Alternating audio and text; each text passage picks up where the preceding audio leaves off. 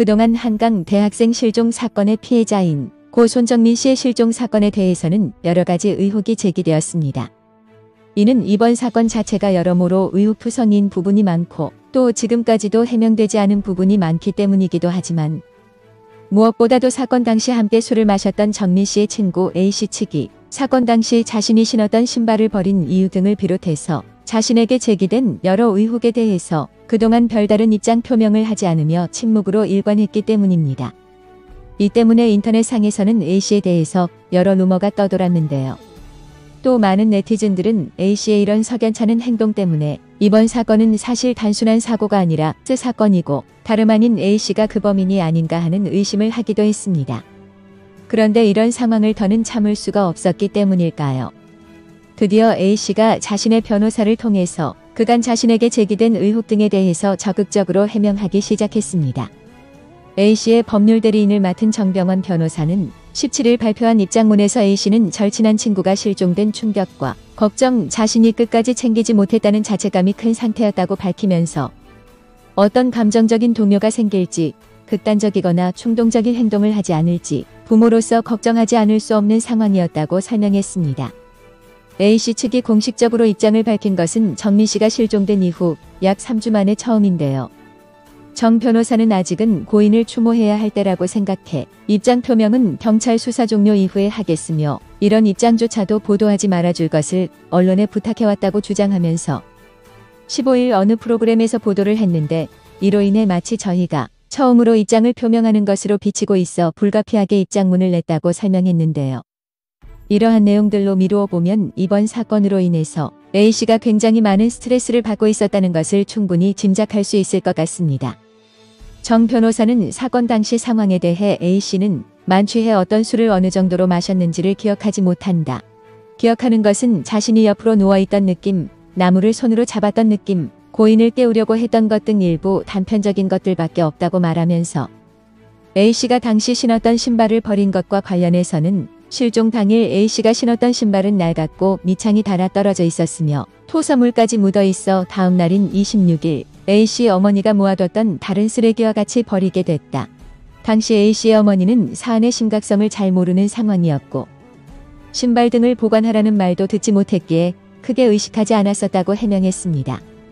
사실 아들의 친구가 실종되었고 또 그 사건이 굉장히 커질 것이라는 걸 짐작한다면 아니 그것보다도 단순히 더러워졌다는 이유만으로 사건의 중요한 증거물인 신발을 그냥 버린다는 것은 이해가 가지 않는데 뭐 일단은 그랬다고 하니까 그렇다고 치겠습니다. 정 변호사는 또 그러면서 A씨 가족 또는 친척 중 수사기관, 법조계, 언론계, 정치계 등에 속한 소위 유력 인사는 일절 존재하지 않는다. A씨 아버지 직업도 유력 인사와 거리가 멀고 어머니도 결혼 후 지금까지 줄곧 전업주부라고 세간에 떠도는 A씨 가족에 대한 루머를 반박하면서 구체적 경위를 숨겨왔다는 지적에 대해서도 A씨와 가족은 진실을 숨긴 게 아니라 A씨가 만취로 인한 블랙아웃으로 제대로 기억하는 게 별로 없었기에 실제로 잘 알지 못하는 상황이라고 주장했습니다.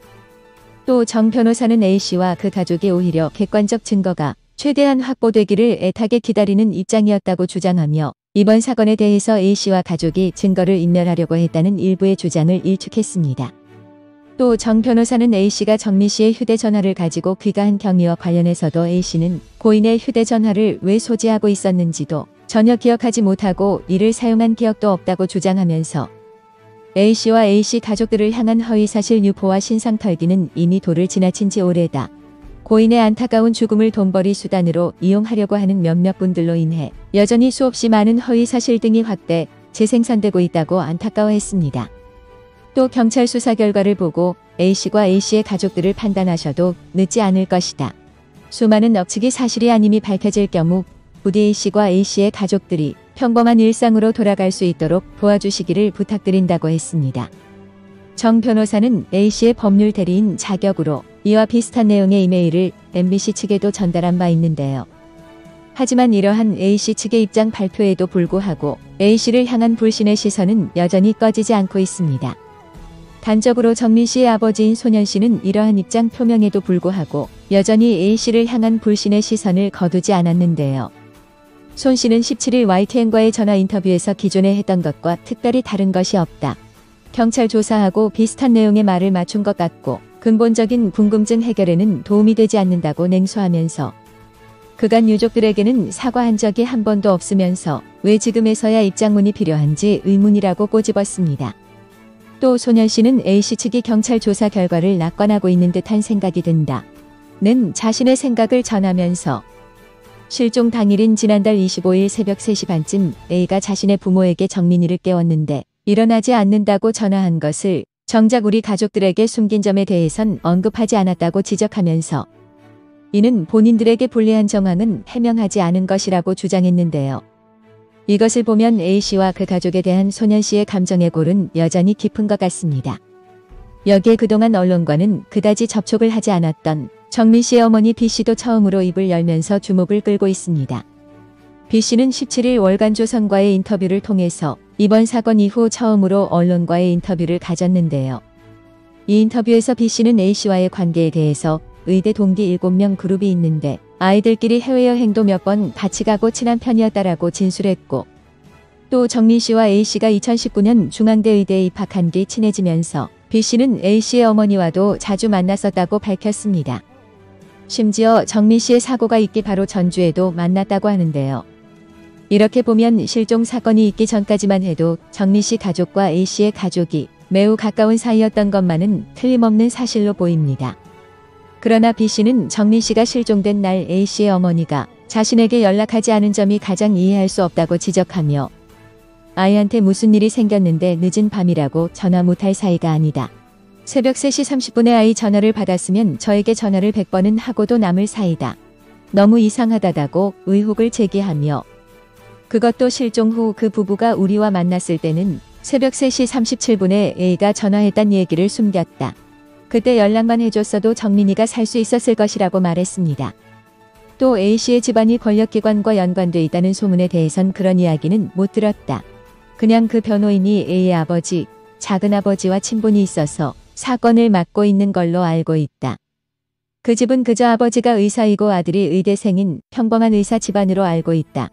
어머니는 전업주부고 더 정확히는 잘 모른다라고 말했습니다. 이런 것을 종합해서 볼 때 적어도 A씨의 가족이 권력기관과 연관되어 있다는 소문만큼은 확실히 사실이 아니며 정민씨와 A씨의 가족이 매우 가까웠던 것은 사실인 것으로 보입니다.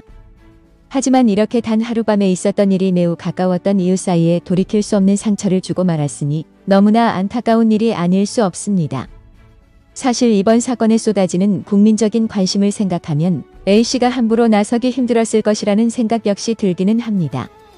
하지만 그럴수록 자신이 알고 있는 것을 더 빨리 털어놓고 사람들에게 용서를 구했어야 하는 것은 아니었나 하는 생각이 듭니다. 다른 것은 몰라도 친구의 빈소에 나타나지 않다가 이게 언론에 보도가 되어 문제가 되자 뒤늦게 그것도 밤 늦은 시간에 찾아왔던 것부터가 사람들이 A씨를 의심할 수밖에 없었던 상황인데 말입니다. 이제부터라도 A씨가 잘 생각해서 사건의 진상을 밝히는 데 조금이라도 협조를 해주기 바라며 오늘 방송은 여기서 마치겠습니다.